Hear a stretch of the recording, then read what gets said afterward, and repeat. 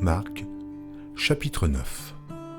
Il leur dit encore, « Je vous le dis en vérité, quelques-uns de ceux qui sont ici ne mourront point, qu'ils n'aient vu le royaume de Dieu venir avec puissance. » 6 jours après, Jésus prit avec lui Pierre, Jacques et Jean, et il les conduisit seuls à l'écart sur une haute montagne. Il fut transfiguré devant eux. Ses vêtements devinrent resplendissants et d'une telle blancheur qu'il n'est pas de foulon sur la terre qui puisse blanchir ainsi. Élie et Moïse leur apparurent, s'entretenant avec Jésus.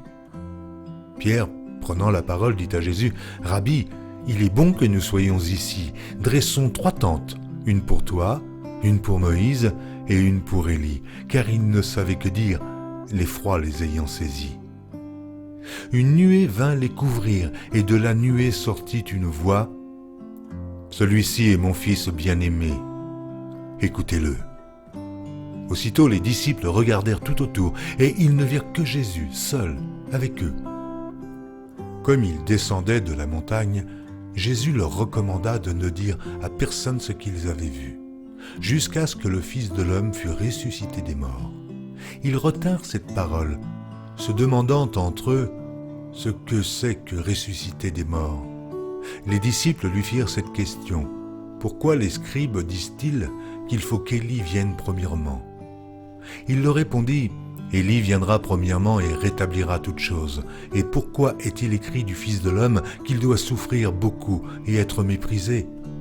Mais je vous dis qu'Élie est venu, et qu'ils l'ont traité comme ils ont voulu, selon ce qu'il est écrit de lui. » Lorsqu'ils furent arrivés près des disciples, ils virent autour d'eux une grande foule et des scribes qui discutaient avec eux. Dès que la foule vit Jésus, elle fut surprise et accourut pour le saluer. Il leur demanda « Sur quoi discutez-vous avec eux ?» Et un homme de la foule lui répondit « Maître, j'ai amené auprès de toi mon fils qui est possédé d'un esprit muet. En quelque lieu qu'il le saisisse, il le jette par terre. L'enfant écume, grince des dents et devient tout raide. J'ai prié tes disciples de chasser l'esprit, et ils n'ont pas pu. Race d'incrédules, leur dit Jésus, jusque à quand serai-je avec vous? Jusque à quand vous supporterai-je? Amenez-le-moi. On le lui amena. Et aussitôt que l'enfant vit Jésus, l'esprit l'agita avec violence. Il tomba par terre et se roulait en écumant. Jésus demanda au Père, « Combien y a-t-il de temps que cela lui arrive ?» « Depuis son enfance, répondit-il. Et souvent l'esprit l'a jeté dans le feu et dans l'eau pour le faire périr. Mais si tu peux quelque chose, viens à notre secours, aie compassion de nous. » Jésus lui dit, « Si tu peux, mais tout est possible à celui qui croit. » Aussitôt le père et l'enfant s'écria, « Je crois, viens au secours de mon incrédulité. » Jésus, voyant accourir la foule, menaça l'esprit impur et lui dit, « Esprit muet et sourd, je te l'ordonne, sors de cet enfant et n'y entre plus. » Et il sortit en poussant des cris et en l'agitant avec une grande violence. L'enfant devint comme mort, de sorte que plusieurs disaient qu'il était mort. Mais Jésus, l'ayant pris par la main, le fit lever, et il se tint debout. Quand Jésus fut entré dans la maison, ses disciples lui demandèrent en particulier « Pourquoi n'avons-nous pu chasser cet esprit ?» Et il leur dit « Cette espèce-là ne peut sortir que par la prière. » Ils partirent de là et traversèrent la Galilée. Jésus ne voulait pas qu'on le sût, car il enseignait ses disciples et il leur dit « Le Fils de l'homme sera livré entre les mains des hommes. Ils le feront mourir et 3 jours après qu'il aura été mis à mort, il ressuscitera. » Mais les disciples ne comprenaient pas cette parole et ils craignaient de l'interroger. Ils arrivèrent à Capernaum. Lorsqu'il fut dans la maison, Jésus leur demanda « De quoi discutiez-vous en chemin ?» Mais ils gardèrent le silence car en chemin, ils avaient discuté entre eux pour savoir qui était le plus grand.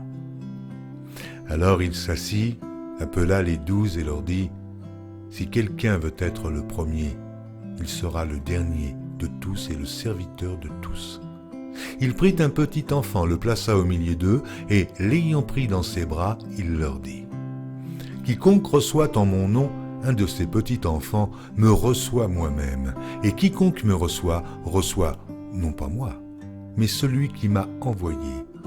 Jean lui dit, « Maître, nous avons vu un homme qui chasse les démons en ton nom, et nous l'en avons empêché parce qu'il ne nous suit pas. » « Ne l'en empêchez pas, répondit Jésus, car il n'est personne qui, faisant un miracle en mon nom, puisse aussitôt après parler mal de moi. Qui n'est pas contre nous et pour nous.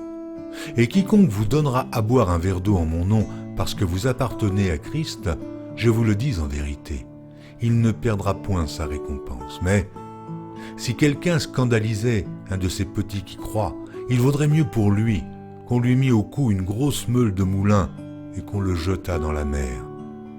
Si ta main est pour toi une occasion de chute, coupe-la. Mieux vaut pour toi entrer manchot dans la vie que d'avoir les deux mains et d'aller dans la géhenne, dans le feu qui ne s'éteint point.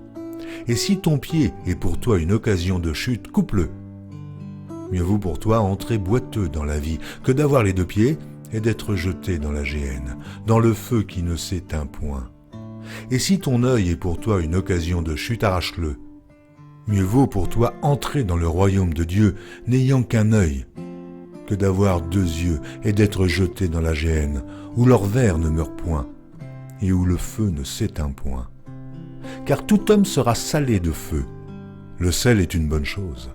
Mais si le sel devient sans saveur, avec quoi l'assaisonnerez-vous? Ayez du sel en vous-même, et soyez en paix les uns avec les autres.